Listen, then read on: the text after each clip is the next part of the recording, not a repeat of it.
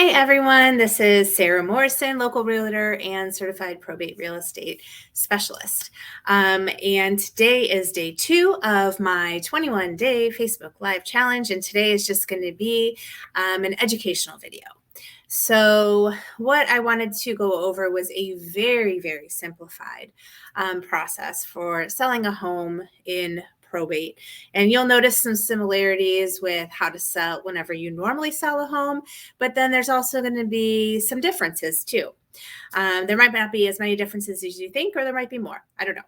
But anyway, so step 1, if you find yourself in a situation where you're a personal representative, or you want to be a personal representative, which is the executor administrator of a will, or of an estate rather, you would need to file a petition to open up the estate in probate. And you would do that with your county. So at least here you can go to the Summit County Probate Court, and they have a website and they walk you through that whole process. So once that is filed, then you will usually have to wait, I don't know, about 4 to 6 weeks or so. And at that point, there'll be a hearing, and you will then most likely be appointed as the fiduciary, which if there is no will, you would be called the administrator. And if there is a will, you would be called the executor. So those are just some terms that sometimes you may hear. Not really important right now. But anyway, so once you are appointed and you're given what's called authority, to act on behalf of the estate, then you could go about selling the property if that's what your desire is, or if that's what was said to do in the will. So, and you can do that the traditional way. I know when I work with people who have properties in probate, I like to give them different options. So because selling a home in probate is not the same as selling your own home. Usually whenever you're selling your own home, you prepare and you plan and you fix it up and you're ready and you have a target date. But a lot of times whenever you find yourself as the PR of an estate, this just kind of comes up and you have to handle it along with everything else that you're going through, which can be quite a challenge. So a lot of times the PR will want to just sell the property quickly. And a lot of times that's done through an investor. So I know for myself, if I'm meeting with somebody, I will always give them the investor option as well as the on-market option. Investor option is usually a quicker sale, can usually be done in a few weeks, typically cash. And then the on-market sale is your traditional listing.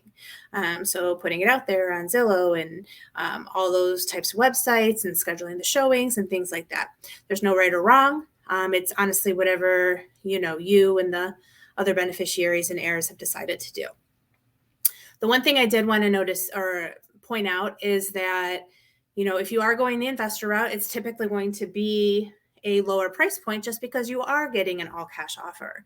And it is typically a quick close without contingencies and things like that. But the one thing that does protect you as the PR, which I always like, is the fact that when a property is in probate, you cannot sell it for less than 80% of the appraised value. So that kind of protects you as a PR. So let's just use an easy number. If a property is appraised for $100,000, you cannot then sell it for anything less than $80,000. So you go on and you figure out which path you want to go, and then you sell the property. So then what would happen is once everything else is done, assets and creditors and all the stuff in between that your lawyer would help you with, then you would, as the PR, go ahead and file the final petition.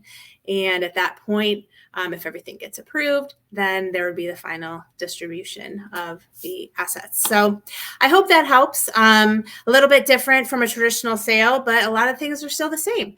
I think the most important thing, in my opinion, in terms of how I'm different when working with somebody who is a PR, is just giving options and also connections. So a lot of times too, like you're not going to want to go and take care of the property, or you can't. Maybe you don't even live in the same city or the same state. So I help provide those connections to get, anything that you need, repairs.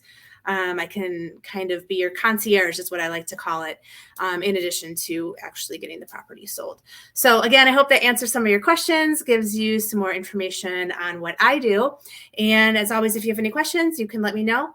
And my website's www.realprobatesolutions.com. And I will see you guys tomorrow.